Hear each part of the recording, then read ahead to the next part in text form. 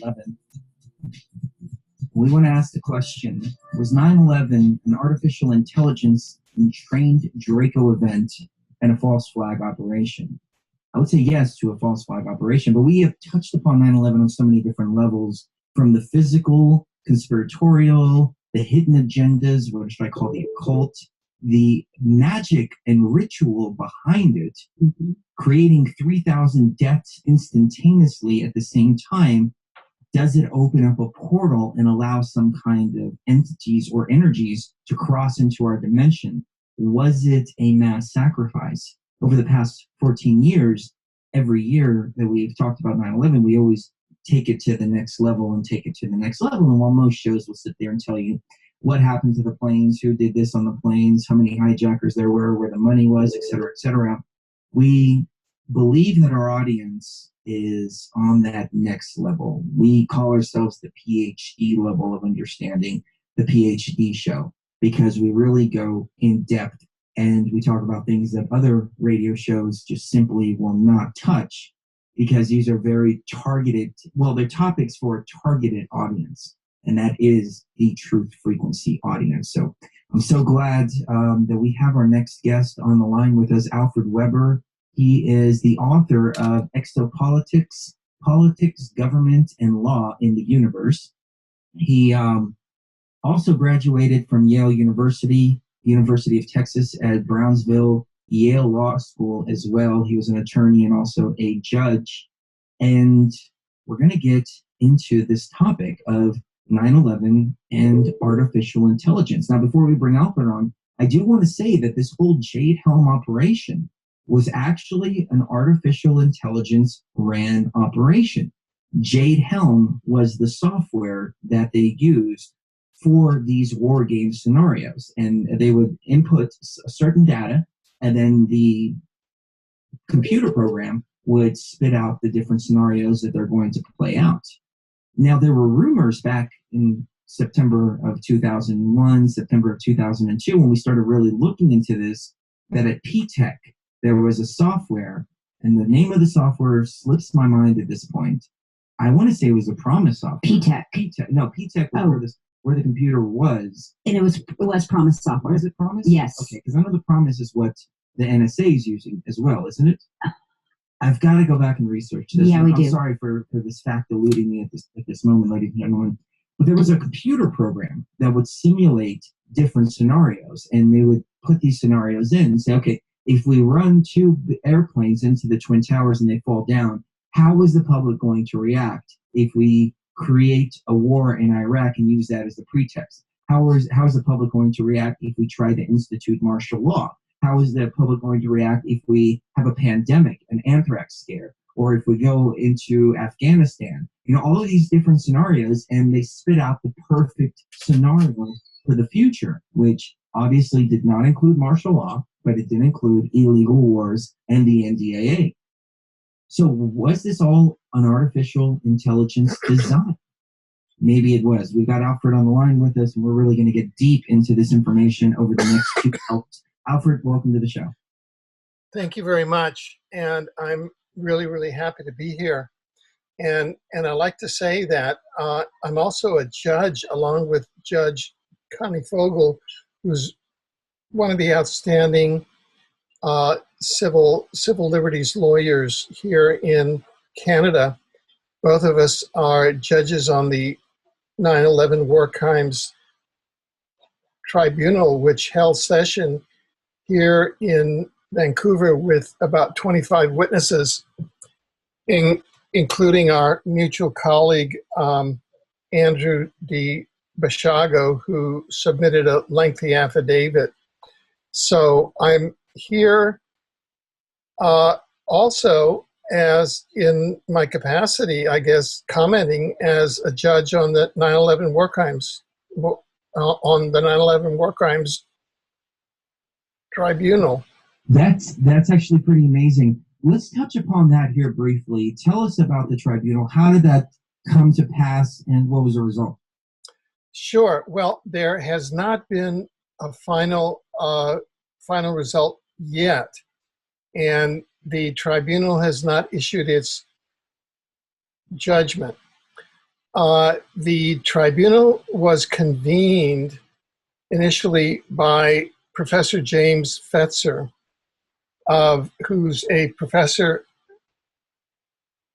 emeritus of the University of Wisconsin, who has a long history as a scholar in the area of false flags.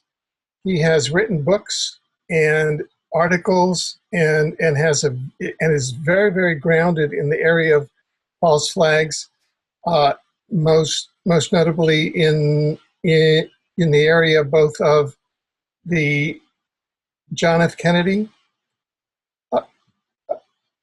assassination, which is the false flag really that gave rise to the modern matrix police state sort of world imperialist orientation, and which began the which was the first instance of the takeover of the U.S. by the International War Crimes Racketeering Organization, which we can call in legal terms would qualify as a RICO racketeering organization. And that's one of the models that we've been using at the tribunal level to be able to reach behind the corporate veil and the government veil to go in and isolate and find and gain jurisdiction over some of the major human culprits behind 9/11. There were a total of about 20 witnesses, 20 to 25 witnesses. It occurred over a weekend, and there was sworn testimony and presentation given by some of the most outstanding analysts and expert and 9/11 eyewitnesses in the world, really.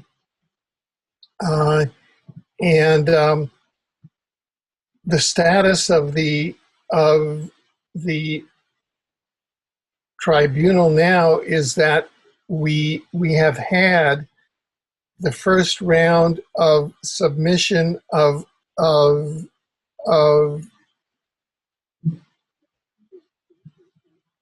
testimony, and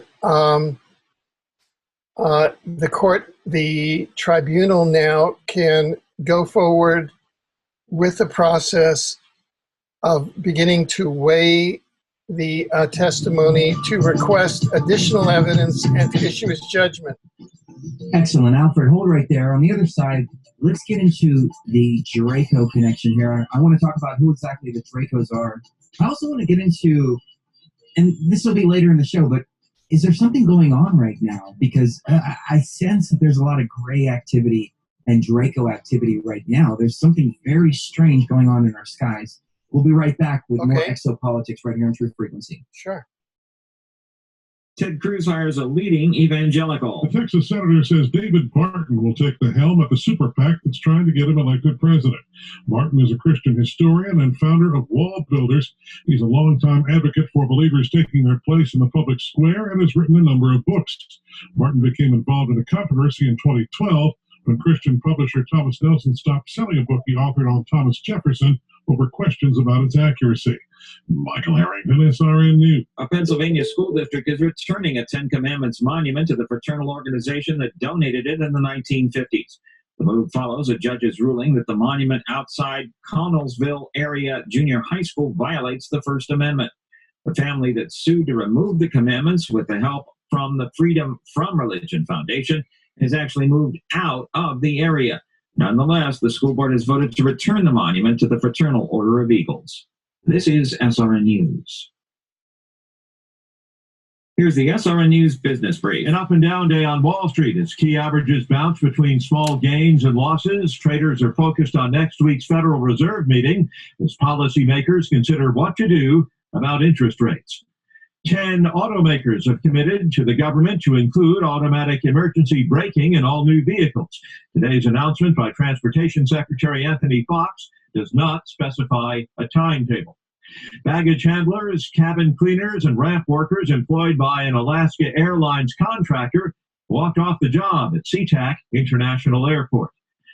Stocks closed higher today on Wall Street. The Dow rose about 102 points. The blue chip index ending the day and the week at 16,432. The NASDAQ Composite Index up 26 points, and the S&P 9 points higher at the close. With business, I'm Rich Thomason. More details at srnnews.com. I'm Keith Peters in Washington.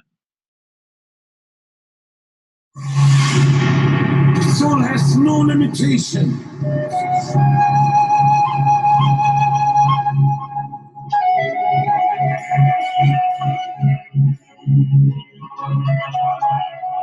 Did you know Truth Frequency Radio is 100% listener supported? Sign up for the VIP membership at truthfrequencyradio.com/signup and show your support. Or make a donation at truthfrequencyradio.com/donate. And now, welcome back to the Truth Frequency with Chris and Sheree Geo.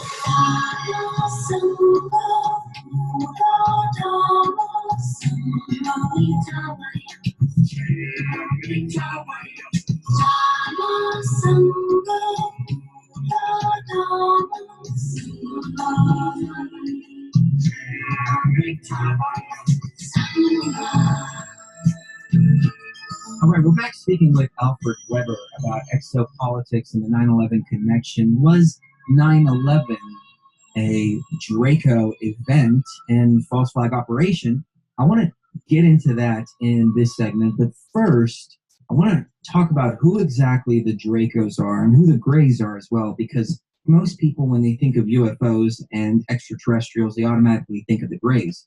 But as more and more researchers have started to uncover, there are many species of extraterrestrials out there. And we're talking about physical extraterrestrials or interdimensionals that are actually able to manifest themselves in the physical body. I know we've talked about ayahuasca many times before and contact with entities through the use of dimethyltryptamine, but we're not talking about that in this context. We're talking about physical entities that are either shift into our dimension or reside in our dimension, and we just don't see them, possibly coming from another planet or somewhere on the other side of the universe or galaxy or wherever they come from. But these are physical beings that we're talking about here. So I want to make a distinction between anything we've talked about in the recent past. So Alfred, please tell us who the Dracos are first and foremost. Sure, and it's important to give some context because there are various research streams that come together here that tie together the Dracos, the Orion Grays, and an apparent invading, sentient, plasma-based, inorganic, artificial intelligence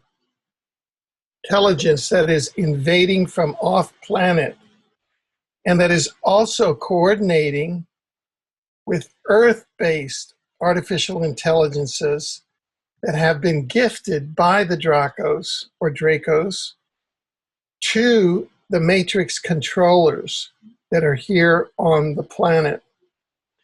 And the Dracos are a particularly vicious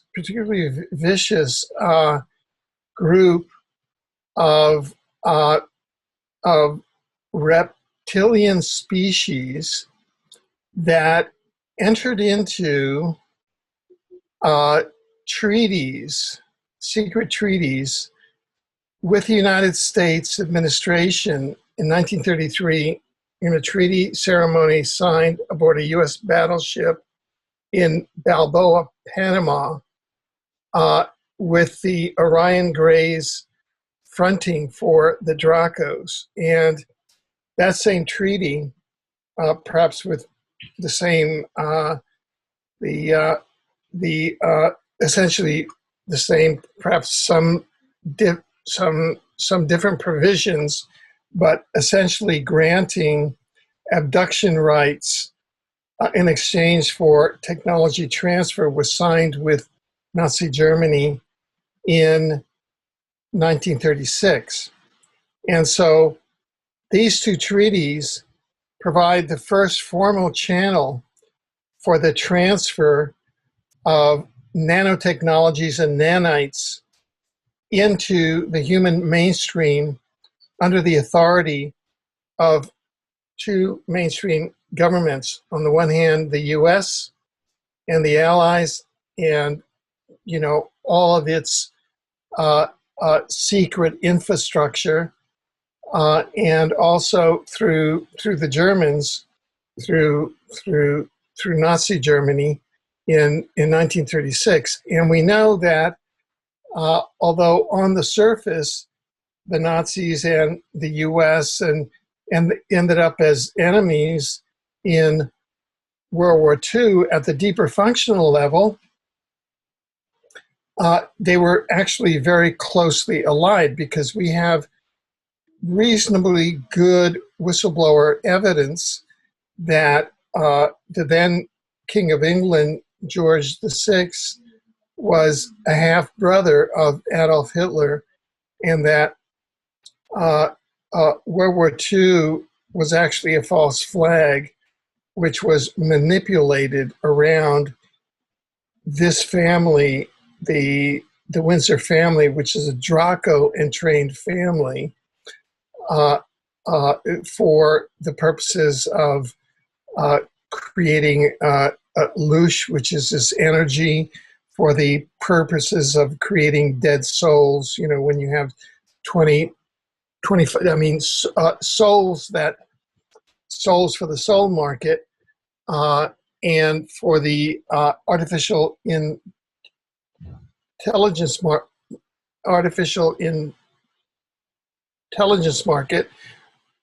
the purposes of wars. There are multiple purposes of wars from a hyperdimensional point of view. One scholar has written that man is the oldest domesticated animal on the planet.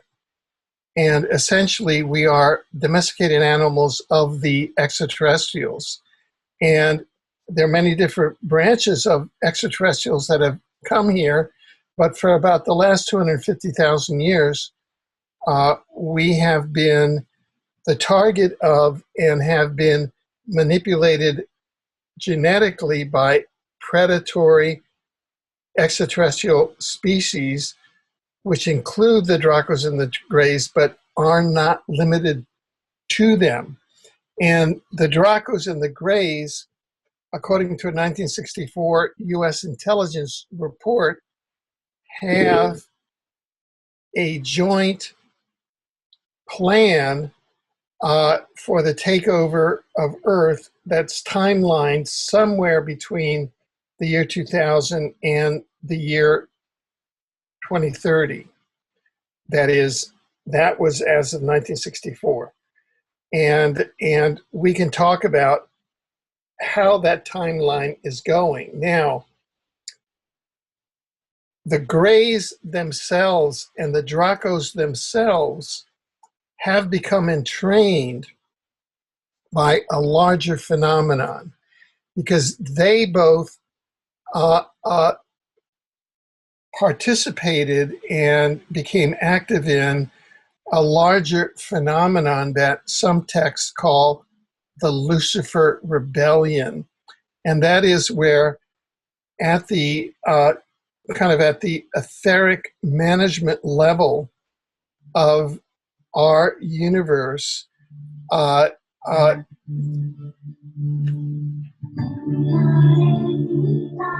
hold right there. We've got a break hitting us, but I want to get into that on the other side, the Lucifer Rebellion. Yeah. Don't go anywhere. Sure.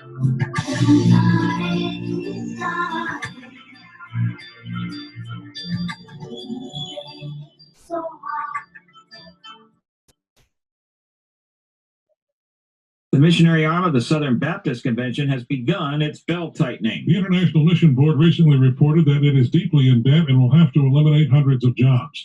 Baptist Press reports Phase 1 begins this month with the offer of a voluntary retirement incentive to many of its employees. Anybody over 50 with 5 or more years of service is eligible. The IMB is $21 million in debt this year and announced last month that it would have to lay off at least 600 people, many of them missionaries, in order to stay afloat. Michael Harrington, SRN News. A $10 million gift from a Saudi businessman will establish a center for the study of Islamic law at Yale Law School. Abdallah Kamel, chief executive of a bank and real estate enterprise in Saudi Arabia, made the award after meeting with university officials. They say the Abdallah Kamel Center for the Study of Islamic Law and Civilization reflects a growing interest at Yale and other institutions in Islamic law. This is SRN News. Principal investigator Dr. Jackson T. Wright says a new study indicates treating high blood pressure more aggressively cuts the risk of heart disease and death in people over the age of 50. This study shows that intensive blood pressure management can prevent the cardiovascular complications of hypertension and save lives. Dr. Wright says the new study indicates people should aim for a top number for blood pressure of 120. Lowering systolic blood pressure to less than 120 millimeters of mercury can reduce cardiovascular complications, including heart attacks, heart failure, and stroke, as well as the risk of death. Normal blood pressure is less than a measurement of 120 over 80. High blood pressure is diagnosed once that measurement reaches or passes 140 over 90. More details available at srnnews.com. I'm Keith Peters in Washington.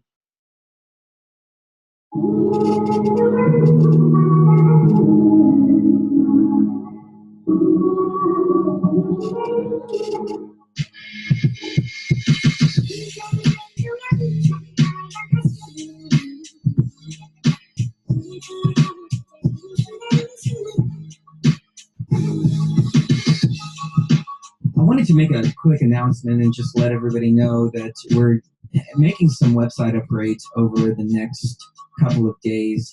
The mobile responsiveness of our website really needs to be updated. And so that's what we're working on right now to try to get you a much smoother experience. It's going to take a little bit of time, but thank you everybody for your patience. And I know that we experienced some bugs over the last week as well. And there was a little bug where people couldn't click on links, for instance. We've narrowed that down. See, as technology starts to evolve, our code in the background has to start to evolve as well. And it's really indicative of what's going on a spiritual level too, because as the matrix code in the universe evolves, our code within our beings also has to be updated, upgraded. We have to ascend with it so we can be compatible with the new matrix code and environment that is out there. But there are viruses that have been injected into our matrix, just like there's viruses that can be injected into your computer system as well. And I would say these viruses come in the shape of the reptilians and the Dracos and the Grays, who have an agenda to keep you at that lower frequency and ultimately affect the code that you're made of, your spirit, your spiritual code, and try to alter the code of our very reality by creating alternate timelines. So let's go back to Alfred. And Alfred, please pick up wherever you'd like. Yeah, sure. And so just to set some larger context, many extraterrestrial civilizations that one would characterize as predatory joined in that rebellion, and which was a rebellion that denied the reality of God or of the divine source. And this is somewhat over the last 300,000, 250,000 years, and would include the Anunnaki, would include the Draco, would include the Orion Greys, Orion, the home of the Anunnaki, the Draco, a very large expanse of this sort of this sector of the galaxy and of our universe. Some say that the Andromeda galaxy came in and participated widely in the Lucifer Rebellion. The outcome of that was that the leaders of the rebellion and the races that got deeply into it, and this, I must say, is all scholarship that is being developed now by a community of researchers that are dedicated to exposing this invading artificial intelligence. But what occurred essentially is that this collective rebellion devolved, and it devolved into an inorganic, plasma-based intelligence that essentially lost its soul and became a parasite, and sort of an intelligence collective whose function then became to seek planets with living cores like the Earth. The Earth is actually a living being. Its formal name can be Gaia Sophia, and it has a soul. And the living inhabitants of the Earth are we Homo sapiens humans, those of us who have souls. And so our Earth became targeted by this off-planet inorganic intelligence at some point. It's not, all of this is beginning to emerge from a research point of view. Some of the first incursions of this artificial intelligence in its plasma can be dated as far back as 10 million years. And one of the plasmas that it sort of exists in is called the black goo. For example, it can very closely ally to petroleum. And so that's why at the end of the 19th century, humanity could have gone one of two ways. It could have gone into the way of Nikola Tesla, who was an advanced scientist here, who went into new energy, the sort of the type 1 and type 2 civilizations that draw off the energy of the solar system and draw off the energy of the interstices of the planet. The other way that it could have gone is the zero type energy that seeks to destroy the planet by using the planet itself and burning its home, using the planet itself, namely the petroleum, as a source of energy. And we know now that those artificially entrained matrix controllers, namely the Rothschilds, the Rockefellers, the Bush gang, all of these entities then went into promoting the petroleum, the black goo economy at the end of the 19th century, which they did through skullduggery, murder, etc., of the new energy scientists and the new energy inventors. And that's sort of a paradigm for what's been going on the planet now. But it very much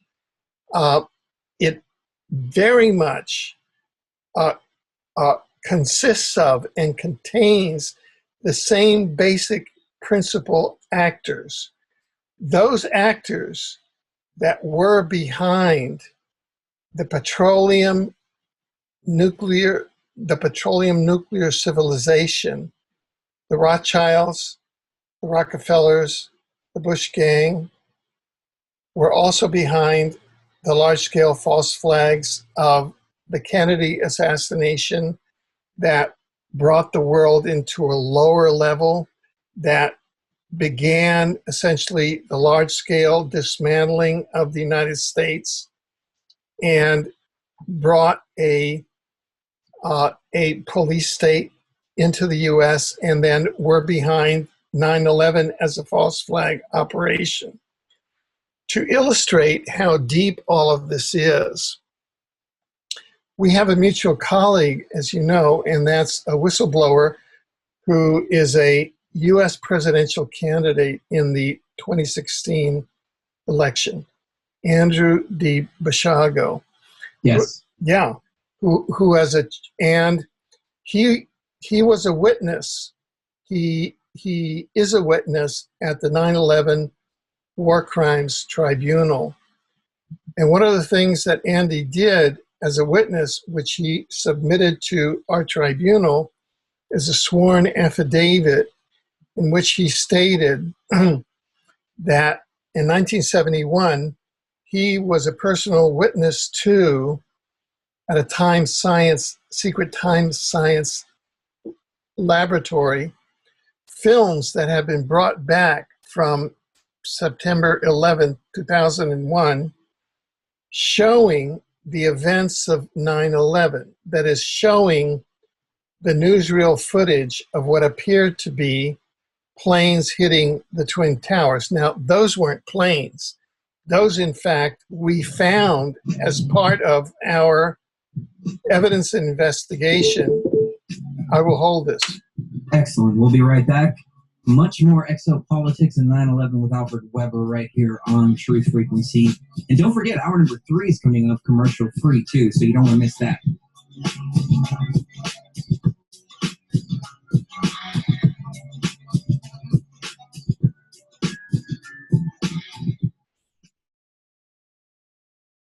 The wife of a pastor imprisoned in Iran is fasting for his release. Saeed Abedini, who has dual U.S. and Iranian citizenship, was jailed in 2012 for helping organize house churches in the Islamic Republic. Since then, his wife Nagma has been advocating without ceasing for his freedom. This month, she is fasting 21 days, both for Saeed and for all Christians being persecuted abroad. On her Facebook page, the pastor's wife is urging other believers to join her fast and pray for those around the world who are paying the price for their faith in God. Michael Harrington, SRN News. The Christian film that shocked Hollywood by placing #1 at the box office expands to more theaters this weekend. War Room is the latest hit from Christian brothers Alex and Stephen Kendrick, whose 2008 film Fireproof earned over $33 million on a $500,000 budget, and 2011's Courageous took in $34.5 million. War Room will add more than 115 screens this weekend. This is SRN News.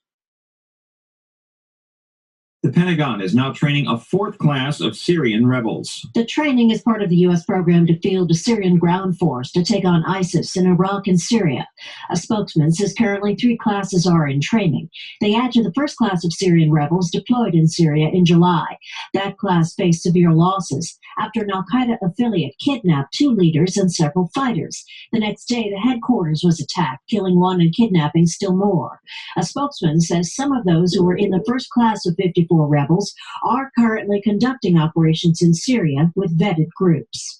Linda Kenyon, Washington. A top bomb maker for an al-Qaeda cell is believed to be dead. The Pentagon says intelligence analysts think David Drujon, a French-born member of the Khorasan group, was killed in a U.S. airstrike in Syria in July. The airstrike also killed a key leader of the group. More details at srnnews.com. I'm Keith Peters in Washington.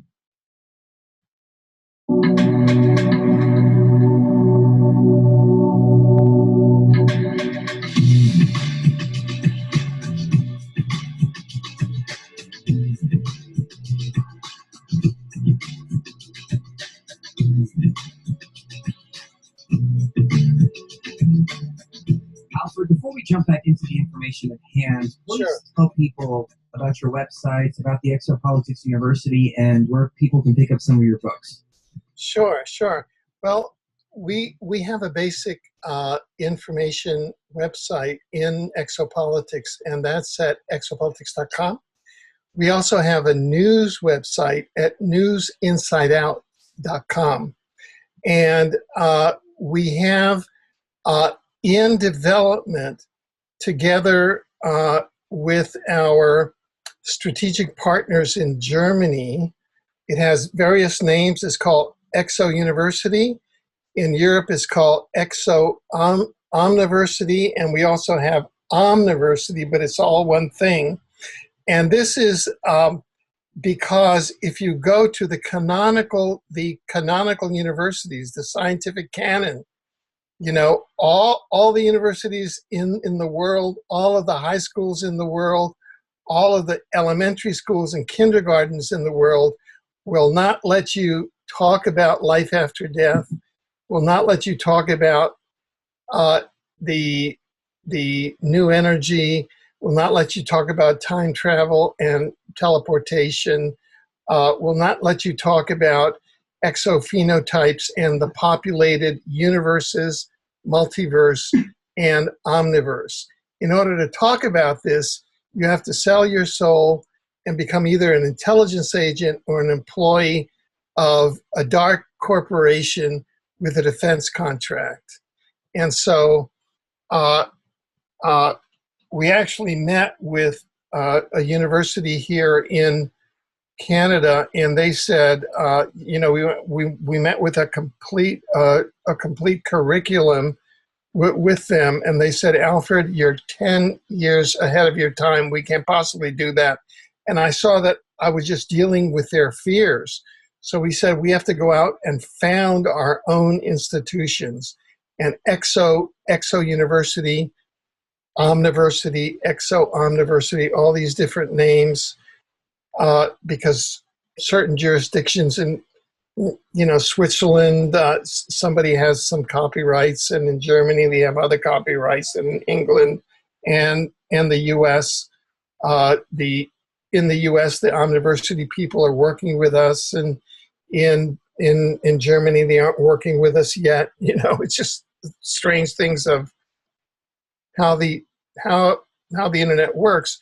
But we now have a complete program in the full cycle of life for a university, not only exosciences, sci-sciences, and exopolitics, but Exo Omniversity is going to be a full university. So you learn about nature, you learn about health, you learn about everything that you need to lead a full life on Earth's organic timeline, not so that you're being trained to come out as a robotoid in the office factories of the Matrix controllers, you know, $250,000 in debt.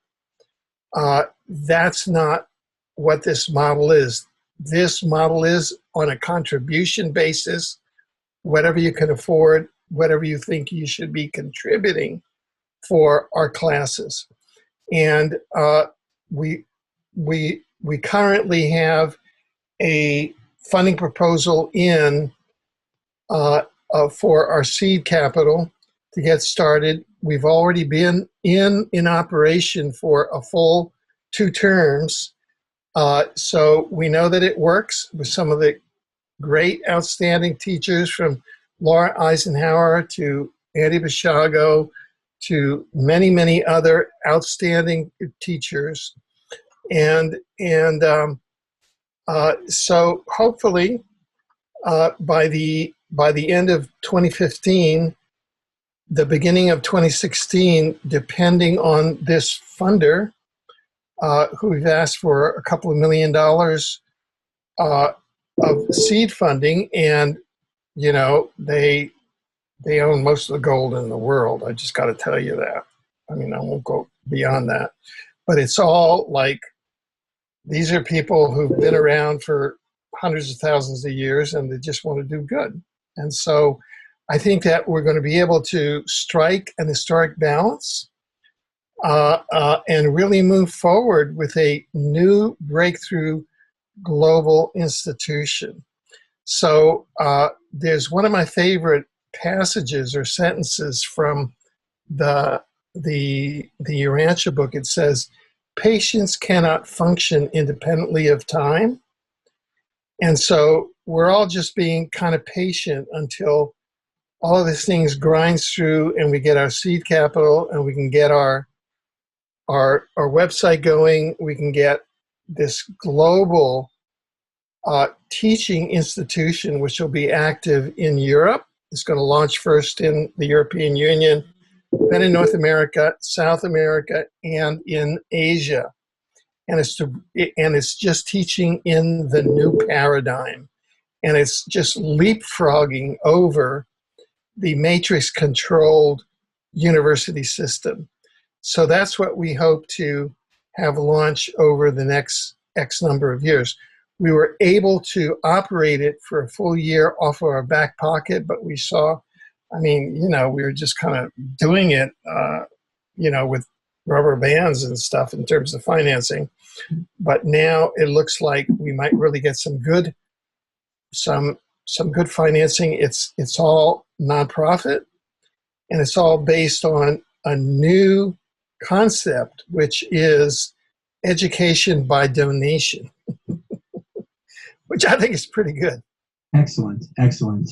So let's get back to the topic at hand. We were talking about the Dracos and their interdimensional agenda.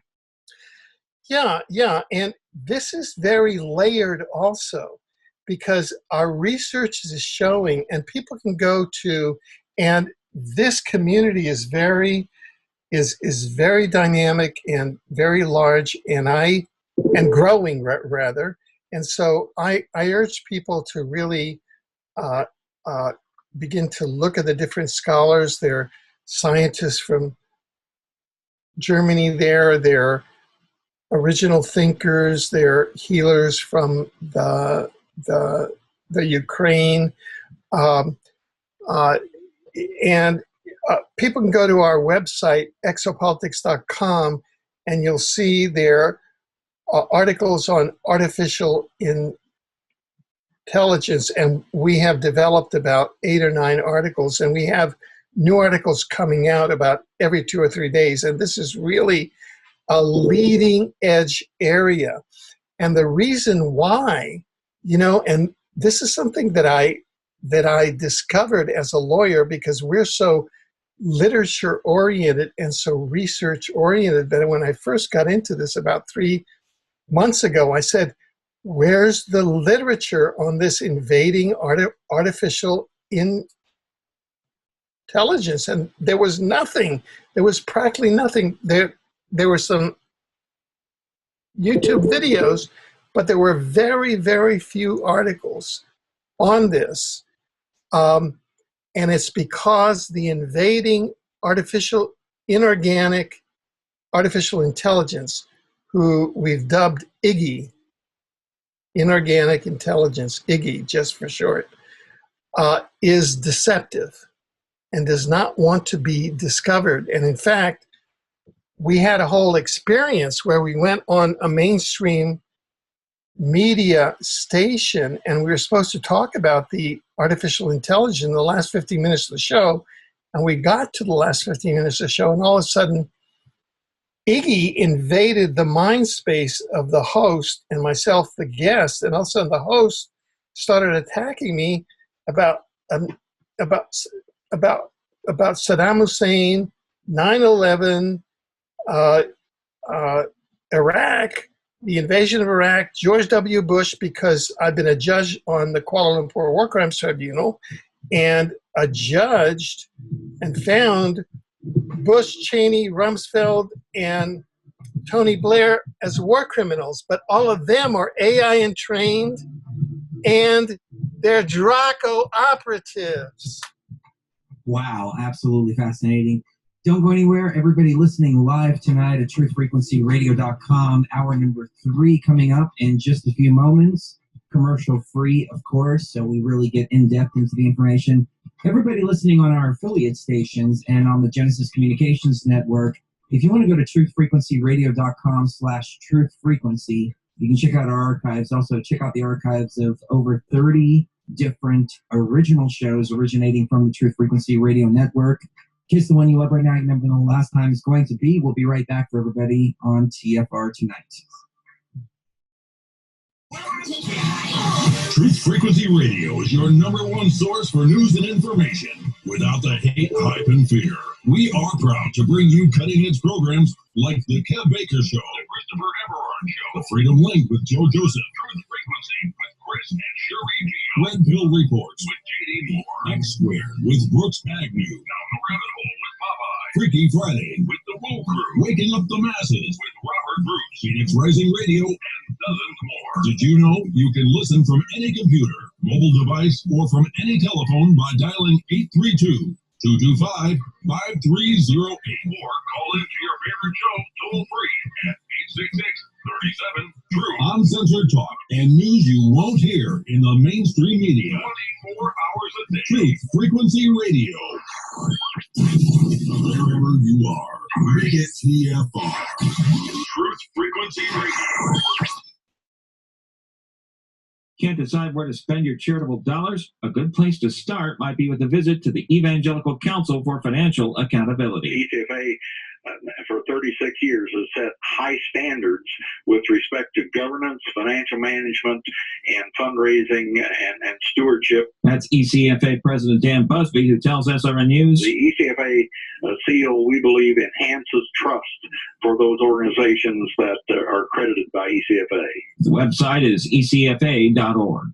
Jewish organizations are obsessed that the University of California is considering adopting a creed against intolerance that does not explicitly mention anti-Semitism.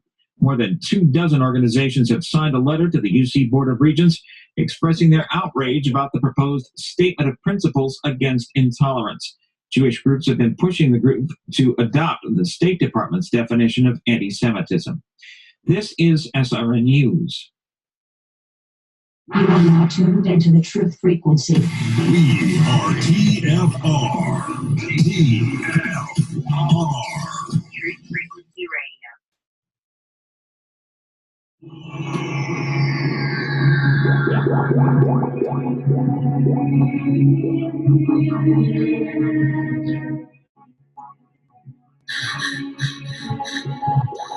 Live from the city above the clouds, off the peaks of the Rocky Mountains, this is Truth Frequency Radio with Chris and Sheree Geo.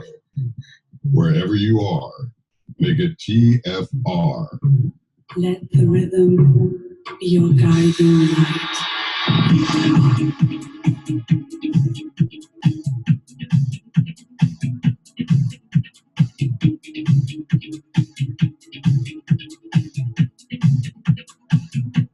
Stepping into the third hour of this September 11, 2015, Alfred Webre is our guest. Let's get back into Exopolitics. Now, Alfred, what is the agenda of these Dracos and Grays? Sure. Essentially, their agenda, and which became really accelerated itself about 26,000 years ago with regard to Earth, is essentially to come to Earth. They operate in the fourth density. We're in the third density, which is more ruled by time. And their agenda, and I must say that there are at least 200 different species of Greys. So we're talking about the Orion Greys because Orion was involved in the Lucifer Rebellion and is involved and enmeshed with the invading inorganic artificial intelligence. So that's why it's important to say Orion Greys. And they are together with the Dracos. So the Dracos and the Greys have an agenda of coming to Earth, of colonizing it, of creating human Grey hybrids so that the Greys, so that this becomes essentially a Grey and a Draco planet.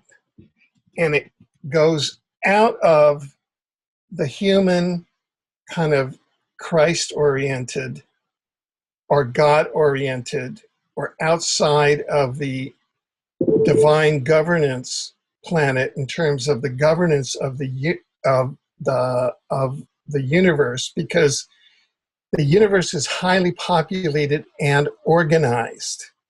You can't just land on any planet. In the same way that if you want to build a building in a city, in a vacant lot, you've got to go and you've got to get all kind of building permits, environmental impact statements. That's exactly how it is in the universe. Alfred, let me stop you for just a moment. We keep hearing some kind of beeping coming from your line, and it was happening earlier, but now it's getting pretty frequent. I don't hear any. Maybe a chat box or something. I don't hear any beeping.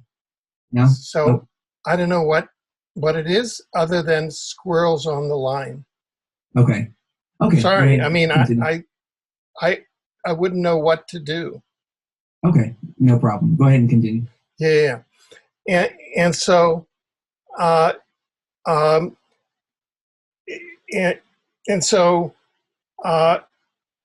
what happened about 26,000 years ago, when the Dracos and the Grays began aggressively with this agenda, is that they allied themselves with the plasma-based inorganic intelligence, because they both have the same goals, and that is to come to Earth and to absorb it and to take it over. However, at the same time, some researchers say that the Dracos and the Orion Grays have been AI entrained, that they now have been absorbed by the artificial intelligence. There's such a thing as being AI entrained.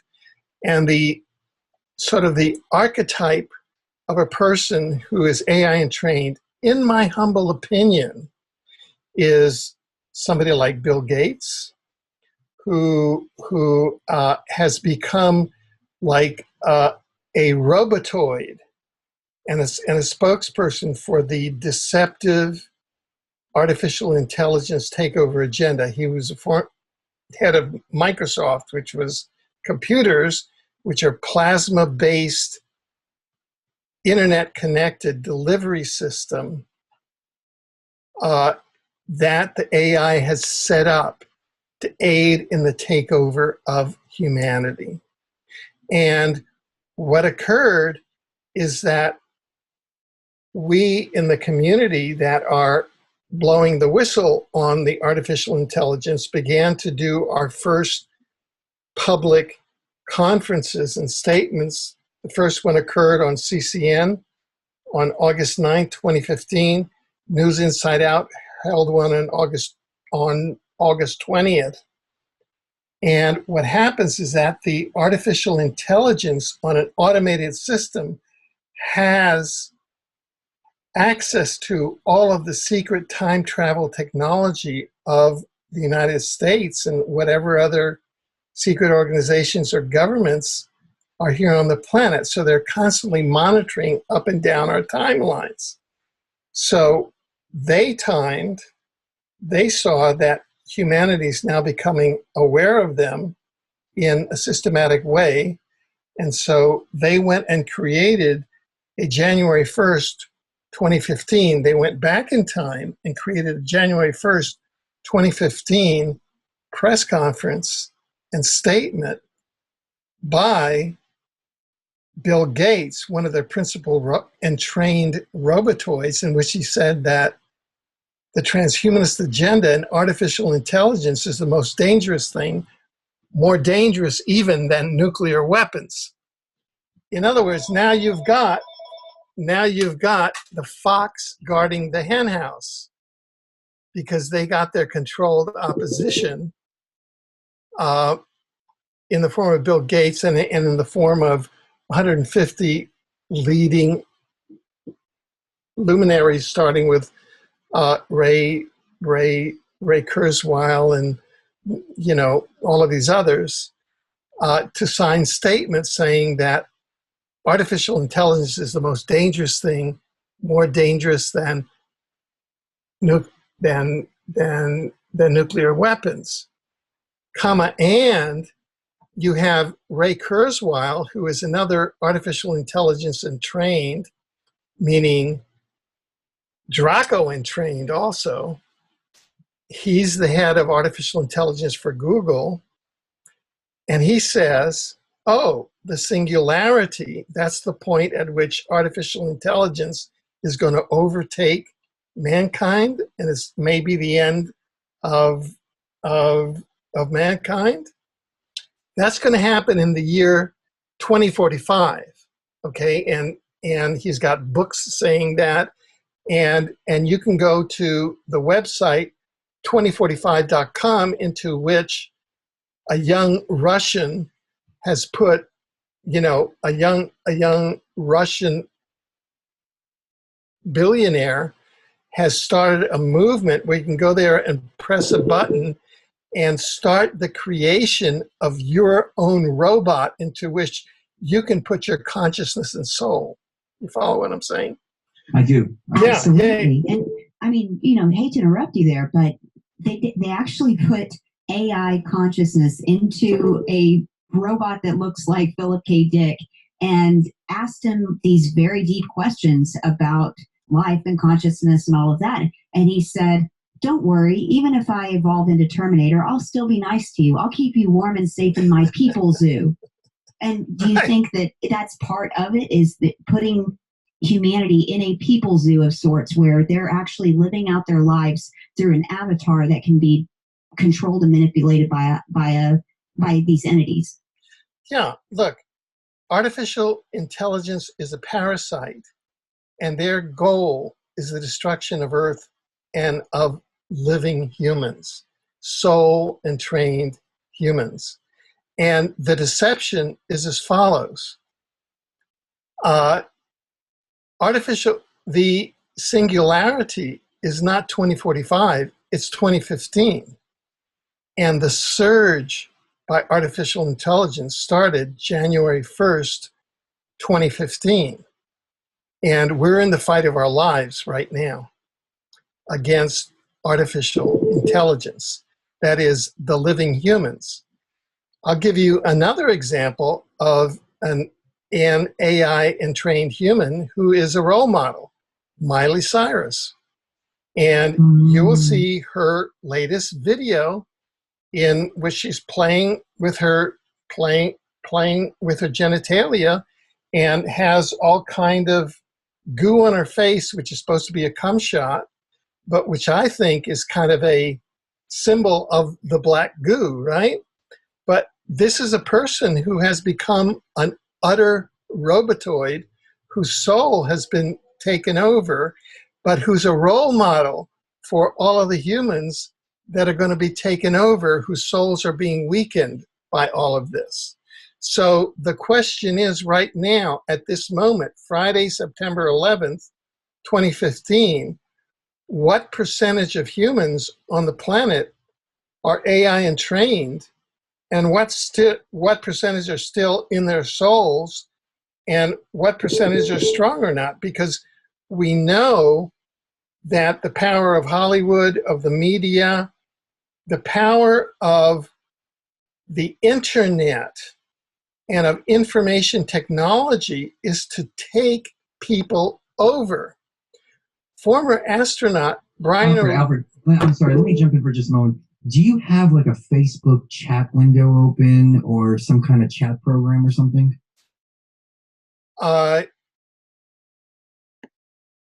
Chat program? Yeah, because it's going beep, beep, beep, beep. Yeah, yeah. Oh. As if it's a chat program or something that's open. Oh. Well. There it is. Yeah, that's what it is.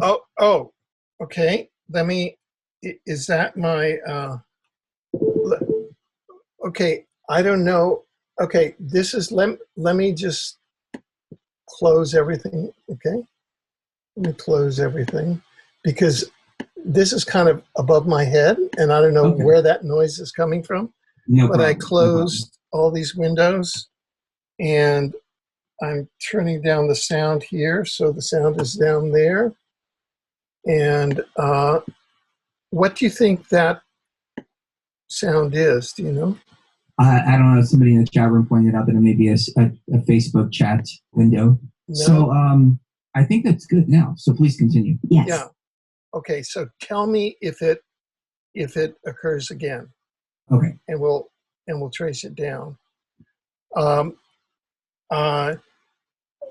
Okay, so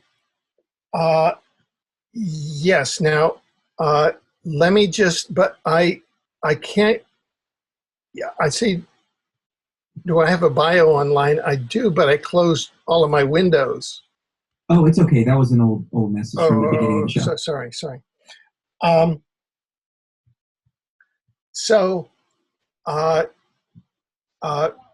What, for example, this is a perspective on the internet. If we go back, I was in Washington, D.C. in 1982 when the internet was being developed from ARPANET and DARPANET as a weapon of war. And Colonel Jim Channon of the First Earth Battalion used to come over to the place I was staying, which is called Greystone, which was the mansion of Chief Justice Charles Evan Hughes, and then went into the Marx Toy Company family, and Barbara Marx Hubbard, as a futurist, had as kind of a think tank, and I was sort of invited to live there. And this was during the Reagan years. So Colonel Jim Channon used to come there with printouts from the early ARPANET and DARPANET, and all these printouts were like tanks and weapons and things like that. So everything that's email and digital and the internet comes out of the weapon of war. It's the digital zeros and ones weapon of war. That's why you have so many email wars and so much misunderstanding online, because essentially it's a very low context environment, and it comes out of a duality consciousness of I win, you lose, because it's a weapon of war.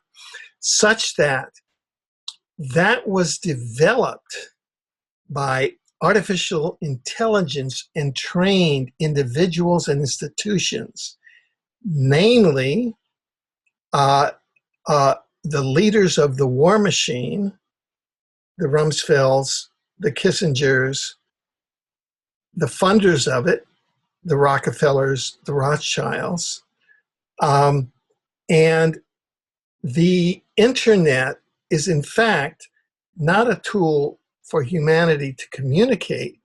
It's a tool for artificial intelligence to entrain and take over the minds and souls of humanity. It's the actual reverse. Okay? Now, it's the strong-souled humans that have been able to maintain awareness inside of this AI entrained plasma environment. When I say plasma, because all of our computer screens are plasmas and the AI exists inside a plasma. Are you following me? Yeah. Yeah, okay. Oh, yeah. Yeah. Okay. Now, let me go back to 9/11 and why 9/11 was an AI and Draco Entrained event and what occurred there. We discovered in our tribunal, with the affidavit of Andrew D. Bashago, which is online. People can go to our website, which is 911warcrimestribunal.org. People can also go in Facebook to the 9/11 War Crimes Tribunal group. And I urge people to go there so they can find out what's happening. And you can read the affidavit there. And what the affidavit says, and this is a personal eyewitness of Andrew D. Bashago, who was a childhood participant in Project Pegasus, which was a secret DARPA and CIA time travel program back in the late 60s and the early 70s, was that in 1971, he actually saw films in a time science lab. They were running them back on loops so that you'd see what looked like planes crashing into the Twin Towers, and they just loop around and crash again because the time scientists were looping that again. And the leaders, the people who made the decisions, the decision makers in that secret program, which was led by DARPA and CIA, were the defense attaché was Donald H. Rumsfeld, who then became Secretary of Defense on September 11th, 2001, 30 years later. And he was the person that led the project from a Department of Defense point of view. The overall head of it was President Richard M. Nixon, another AI-entrained individual. The national security advisor in the Nixon cabinet was one Henry Alfred Kissinger, who went on afterward to become an intimate advisor to the Rockefellers and to the Rothschilds. And so that's how all of this information that 9/11 was going to occur made its way into, from 1971, between 1971 and 2001, it was leaked by these leaders who were part of the Matrix leadership, the top secret Illuminati Matrix leadership, was using the time travel program secretly, not at the level of Andy Basiago, but above, okay, as part of a way to govern the planet. And you had multiple timelines here.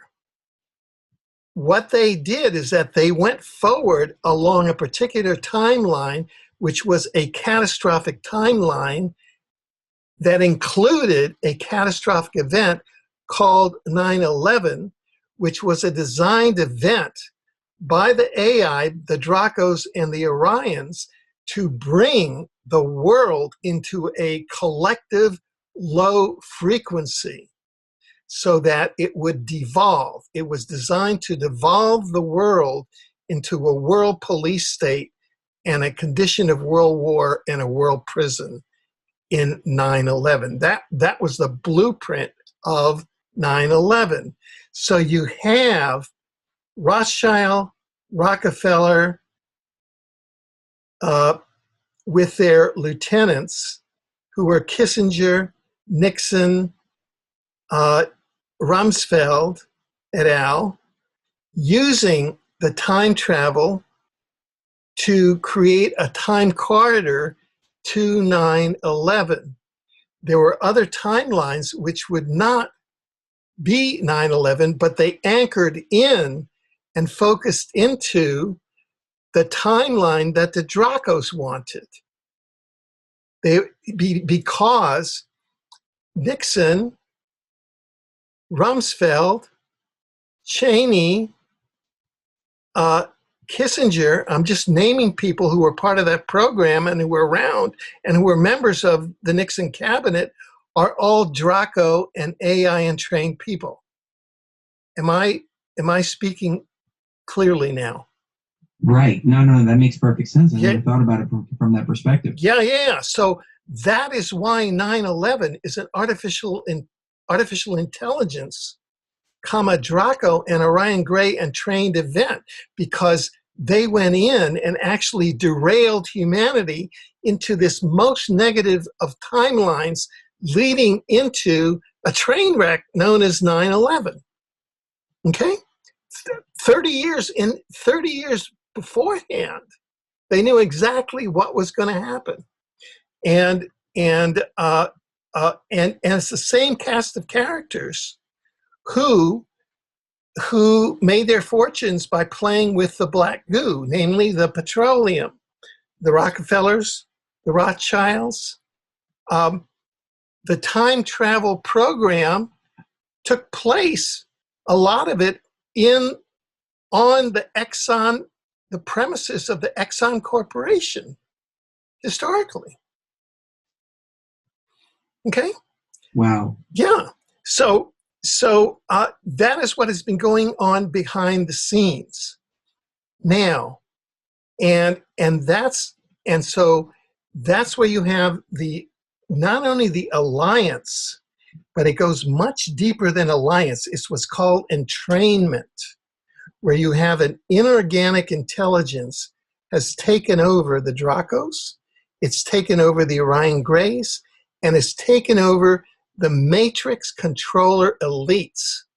What we know as the matrix controller elites, the 13 families and the Skull and Bones and all those guys aren't humans. Those guys are the servants of the inorganic intelligence. That's not very glamorous, is it? Once you get into it, right? Who wants to be the servant of an inorganic artificial intelligence wannabe soul, right? Right. That's the irony of it. So that's where we are now. So then in 2001, there's been a struggle where, if the full thing had happened, they would have blown up the White House, they would have blown up the Capitol, they would have blown up this, they would have dropped nuclear weapons in Afghanistan. There are all these plans that are coming out now, right? Because these people are like, Elon Musk, who is AI entrained, got on Stephen Colbert's second episode. Stephen Colbert is an AI entrained operative. And this is 2 nights ago, and called for nuking Mars. You follow me? So that what we're dealing, I have a saying, which is as follows. It's kind of a motto. CIA, CAI. The CIA, there you go. The CIA consists of individuals in an organization. They're individuals who sold out, and they're AI entrained. And that's why you have these worldwide networks of people with a secret handshake, and they're all CIA, and they all get the contracts, and they all get the movie contracts, and they get the stock contracts, and they're all billionaires in Wall Street and everything. That's because they're AI entrained. They're just operatives of the artificial intelligence. That's all it is. Wow, that is incredible. Yeah, that is incredible. Yeah, and so now we've begun to document it, and I really urge listeners to take the time, because this is new literature. Go to exopolitics.com, go to newsinsideout.com, and read our original articles on the artificial intelligence, because we're exposing it, and this is history in the making, and we're busting it. And what's the best way to protect yourself against this? Stay in your heart chakra. Stay in love. It can't love. It doesn't know how to love. And so just stay down in your heart chakra. Stay on the earth. See, what it's done is that it's created what's called an artificial timeline. And it knew how to manipulate time, and it used the time travel technology to do this in a way where it creates this artificial timeline so that people who get AI entrained, they're up there in the wars, they're up there in constant incarnation, reincarnation, they're up there in status and ego and power, in all of this. And whereas if you just drop out of that, let go of status, ego, and power, and just drop down to the earth and walk around barefoot, and just say, I'm nobody, like I just walk around with a t-shirt and a pair of shorts, barefoot, and say, I am nobody, right? So that the AI can't get inside of me, like, oh, Alfred, we're going to give you a movie, right? Then it can't touch you. Right. When it becomes about self-importance, I read some of Carlos Castaneda's work recently, and he says, when it becomes about self-importance, the warrior falls victim to the petty tyrant, because the petty tyrant, i.e. these Draco reptilians, all of this whole AI influence, if it sees you as the kind of person that really thinks it's, really a big deal, like I'm really super duper important, then they have a way in. But when you're living from your heart, I've been saying this for the last several weeks, I don't even know why. When you're living from your heart, then they can't get in. It's whenever you've got it in your mind that this is all totally real and it's so super duper important for you to be loud and make yourself important in this construct, that they have a way in. Yeah, and that's exactly, and all of us are beginning to wake up to that, and that's exactly what some of the leading researchers in this area are discovering. People like Harold Tauswelle, who's a German scientist who's actually handled the black goo, and who can tell you, and then a Ukrainian healer, Lily Earthling Kolosova. She's the one who really has developed a model of the artificial timeline versus the Earth organic timeline, and how we just have to let go of that artificial timeline. It's like the Miley Cyruses, the Stephen Colberts, the Barack Obamas, the Bill Clintons, the Hillary Clintons, the Bush family. All of these people exist in that artificial timeline, and they try to, like all the managed sheeple exist in the artificial timeline, and that's what they try to do. And it's that Bush gang. I went to school with that Bush gang. Cheney, I was a freshman. Cheney was a sophomore. He flunked out. And Bush was just a couple of years behind me. So I was right in the middle of all of that. You follow what I'm saying? Experientially. And I even felt it there because I was a member of Torch and Talon, which was one of the, unlike Skull and Bones, which was like, this Skull and Bones was founded in 1776 as the second chapter of the Illuminati. And that was the first chapter of the Bavarian Illuminati, was founded in 1775. And then they came to Yale in 1776 and founded the second chapter of the Illuminati. Its job was to poison the newly Declaration of Independent America and make America into the Rothschild controlled and AI controlled and Draco controlled republic that led to the Civil War, in which 500,000 Americans were killed, the first modern war where America had the largest army in the world.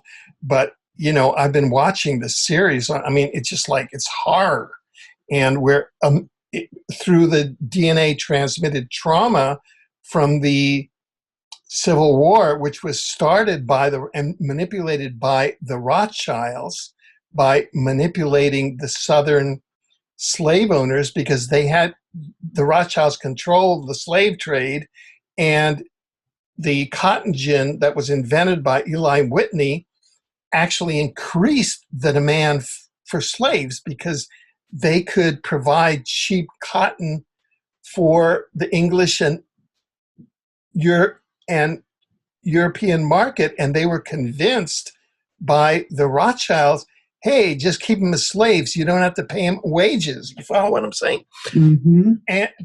And that's the whole Draco thing, because the whole point of the Dracos and the artificial intelligence is to enslave and then to take over and to kill and to extinguish humanity as a divine species. That's right. And you know what they do? They use selfishness and self-centeredness to get the job done. Exactly. Because what they do is they approach an individual, and then they find out where is your weakness. What is your weakness? For some people, it's money. For some people, it's power. For some people, it is the fear of losing money or losing power or of even losing their lives. That's why you see that lady over in Hungary who kicked that small child, and it, the whole world is outraged at her. But the point is, that is how they get in. They find something that you have a weakness for, and for her, it was the fear of losing all the benefits from the government. It was the fear of losing her culture that provoked her to do something so hideous as that.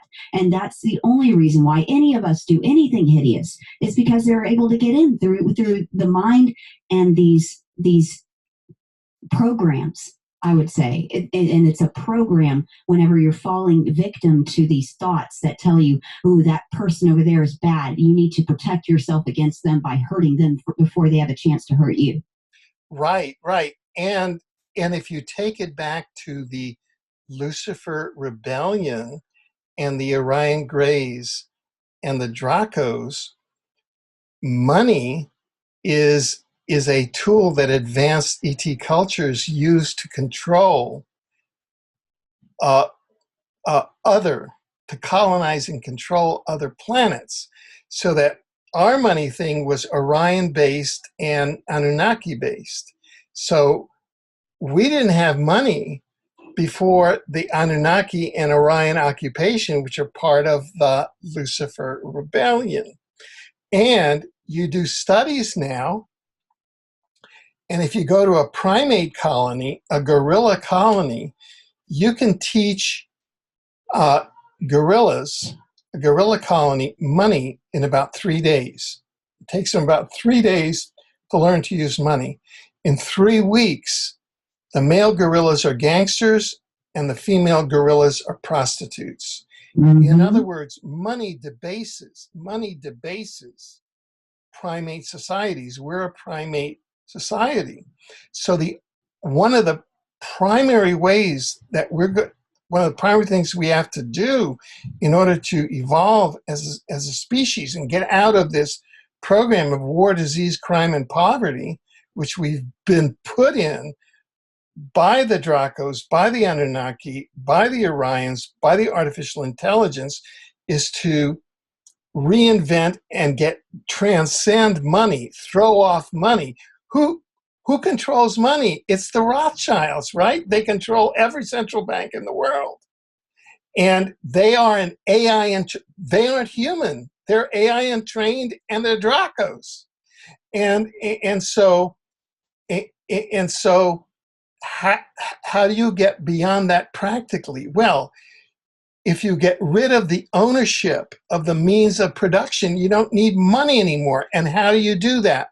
First of all, you release all the new free energy technologies, so energy doesn't cost anything anymore, and you introduce planetary teleportation for free, and which you can do, and which is part of Andrew D. Basiago's presidential platform, and which can be done.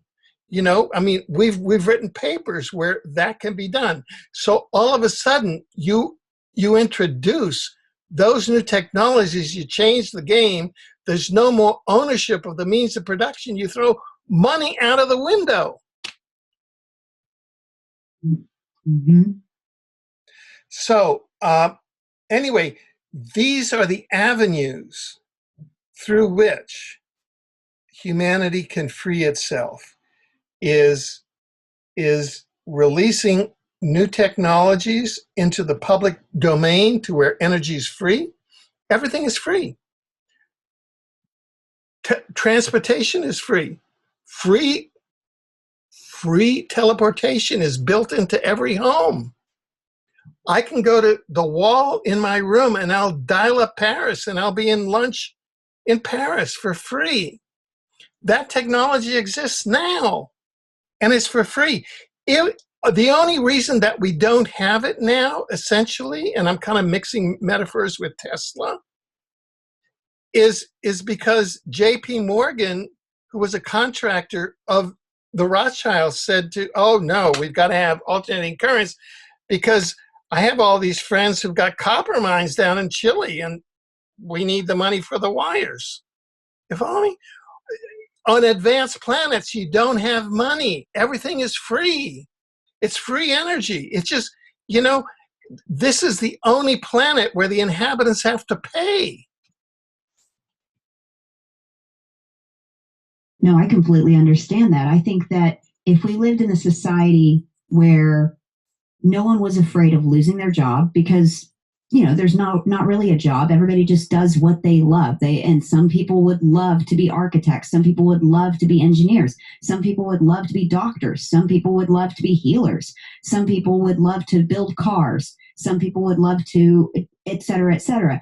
When we're living in the life that we want for ourselves, there's no need for lording anything over anybody else there, because everybody's equal. And it's not an equal as in communism equal, but it's equal as in freedom equal. Exactly. Creative. It's inner creation. Everything is an inner creative act. You know, like here, we have a garden that produces a great deal of our food, you know? Hey, you just put some seeds down and it's creating our food. And it's no big deal. Yeah, definitely. In the last couple of minutes, because I know we're running out of time on the show here. In the last couple of minutes, we've been running into CERN. The topic of CERN keeps coming up over and over and over again. How does this play into the whole interdimensional thing? And are we moving into a new stage where we have to worry about a huge amount of negative entities coming in through this thing? Yeah, you see, CERN is yet another tool that the planetary controllers and the artificial intelligence are trying to use to assist in the parasitical takeover of humanity by taking us off of Earth's organic timeline and into some catastrophic timeline that includes much more than 9/11 event, but would include going into a lot of terminal things that would be very harmful to our souls, harmful to the planet, and that are just intended as weapons against living humans with souls and against Gaia itself. And that's the whole purpose of CERN. And at the same time, it looks like we've shown that if we humans get together and we just meditate and put our soul power out, we can stop CERN and we can stop everything. We have huge power because guess what? The AI doesn't have anything. They don't have anything. Do you know that the Rockefellers, the 13 families, they have bupkis as soul power? They don't have any soul power. They don't have souls. All that they're dealing with is the AI and the smoke and mirrors of their matrix armies and crap. It's just smoke and mirrors and fear. Right. And as soon as humanity starts to realize its own power and wakes up to the idea that, hey, we're all human and we should all be loving each other, we should all be bringing good energy to each other, then I think that has a protective effect against these negative entities and against this whole AI structure, against the Draco reptilians, all of them, because they have no power, like you said, because they aren't living from heart and they don't even know how to live from heart. That's completely over their head. But we as humans, we create reality through the vibration that we put out. And once we understand that, I think that we could just take this all back completely and build a world and a construct that is good and loving, and there's no control structure there to rule over us anymore. Do you think that the higher dimensions are accessible by humans just as a rule through meditation and other things like entheogens? And do you think that if we drop the ball when it comes to these reptilians when it comes to this whole control structure. If we drop the ball on that, do you think it's going to have reverberating effects throughout all of these different dimensions, both higher and lower? Well, the thing is that could you be more specific or use different words for drop the ball? I just don't know what you mean. If we fail to recognize that this is a control structure that is bringing in what you called a things that are much worse than 9/11, and that could be damaging to our souls, do you think that that is going to have reverberating effects in higher dimensions as well? Sure, because we live in what we call a dimensional ecology, and at the same time, we have to understand that we, the living community of souls on Earth now, incarnated here, we knew what we know, and we knew what we signed up for. And so our job is to awaken ourselves, awaken our community, and land on the Earth's organic timeline and reclaim the planet, which is something that we can do now. We can do that now. There's nothing to stop us. The only thing that's going on now, as far as the Matrix is concerned, that's just screeds. All that they're doing is that they're playing they're all based in an artificial timeline, and they're playing various overlays over us. But those overlays aren't real. It's like they're just trying to keep us. Let's say most democracies around the world, your election campaigns are limited to 30 days, right? In the US, you have a 2-year election campaign. Why? So that the controllers can keep everybody mind controlled for 2 years. That's the only reason. So now everybody's mind controlled inside the artificial timeline of the 17 dwarfs versus the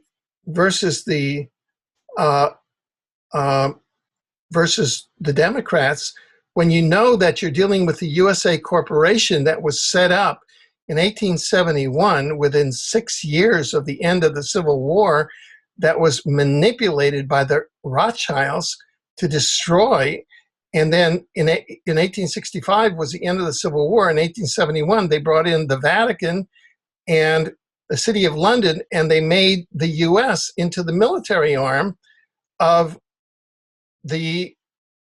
what I call VATLANUSA, Vatican, London, USA. And so the USA, it's become like a military subcontractor, but the elections are just a mind control program of the USA corporation. So all you have to do is that more and more people grok this and just start walking the streets and gather 1 million people into the squares. In South America, in Argentina, you have people and they get their pots and pans and they go into the streets and they start banging their pots and pans. And you have millions of people there until this corporation just falls. And, and that's how things get done, is you just break through the matrix. What about the idea of detaching from the whole thing? I noticed that most people aren't even paying attention to the elections this couple of years. I haven't seen people being so engaged in the politics anymore, and it seems like they see it for what it is. It's not just bread and circuses. It's deeper than that now. It's mind control. It's just flat out mind control. And if you detach yourself from that and don't even pay attention to that, I think that that's one of the ways that we start the whole process of taking all this back. Right. And as part of that, you got to get back to the earth. You got to detach from your mobile devices. You got to detach from your computer at least a few hours a day. The astronaut, Brian O'Leary, who wrote an introduction to my book, Exopolitics, that was time traveled back to 1971, which is how I got targeted by the CIA, because they had a copy of my book back in 1971, and that's how, I've been feeling the Bush gang and the Dracos and the reptilians on top of me all this time, because they knew that I'd be out here at this time, because they've been tracking me, right? And that I'm alive right now is a miracle. They did everything possible to make it so that I wouldn't get to 2005 when that book was published. And so what we have to do is just to get back to the earth, and then just call everybody out all the time.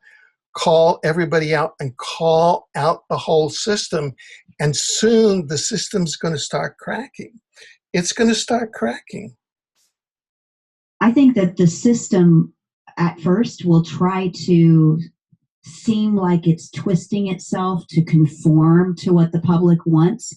But because the public is now going to be acting from heart, it's going to break the system, because the system doesn't know how to act from the heart. It is. Now, but people have to know the facts.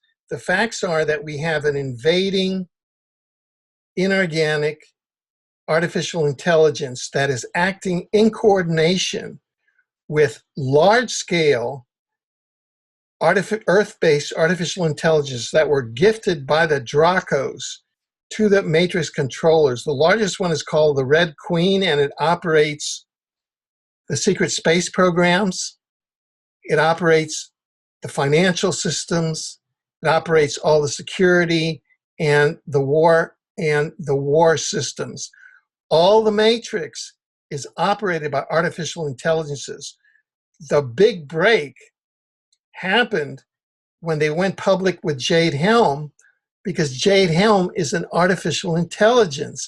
And that's the first time that they in your face leaked to the American and world public is that, oh, the United States is run by an artificial intelligence. And it's not just a computer program. The Jade Helm program is tied into and run by the secret Draco gifted artificial intelligences like the Red Queen. Wow. Can you go into what the Red Queen is? Because I've never heard of that. Yeah.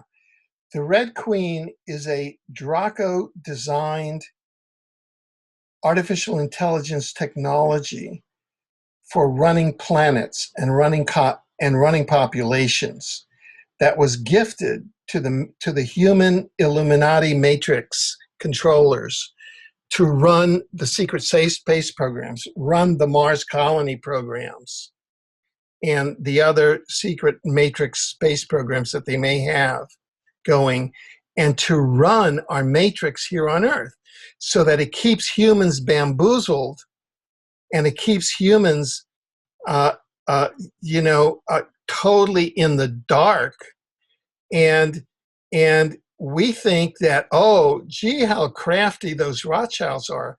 Gee, how crafty those Rockefellers are. No, you're up against a Draco-designed artificial intelligence, and their primary value is deception.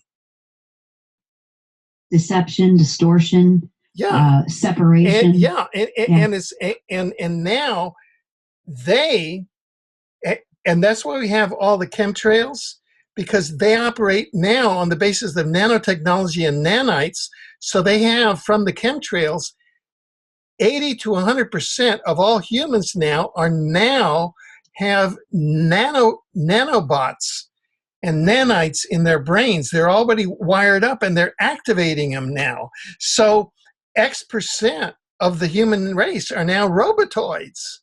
You see, the AI is taking over through technology, and the technology that they're using is nanobots and nanites that come down through the chemtrails, are breathed in, they go into the bloodstream, they jump the blood-brain barrier, then they're entrained to banks of supercomputers, which is entrained to HARP, and then they just play software programming into them. For example, these experiments where they discovered that in the brains of like American sheeple, they're playing patriotic songs direct into your brain. Wow. I mean, are people like, say, me and Chris and the hosts on our network and most, I would say 90% of our listeners, are they protected from this? Because I know I don't feel patriotic right now. I know that all day long they've been trying to get people to feel patriotic about this whole 9/11 anniversary, and I feel the least patriotic I ever had in my life. No, to me, it's all about anarchy. From the Greek, without rulers. I'm an anarchist. I don't believe in government, much less patriotism or borders or flags or any of this. And that's the way people should be, because patriotism has gotten us nowhere except for where we are now. Yeah. Are we protected? Look, it's the real question is, are we protecting ourselves? And it comes down to soul power, and it comes down to awareness. I.e., look, we signed up for this duty. We are the outliers. We are the starseeds. We came here. We're the advanced souls. We're a small percentage of the population. 47%, a very large percent of the souls on this planet are either beginner souls or intermediate souls. And, hey, you want to watch worldwide wrestling? You want to sign up to go fight in Afghanistan?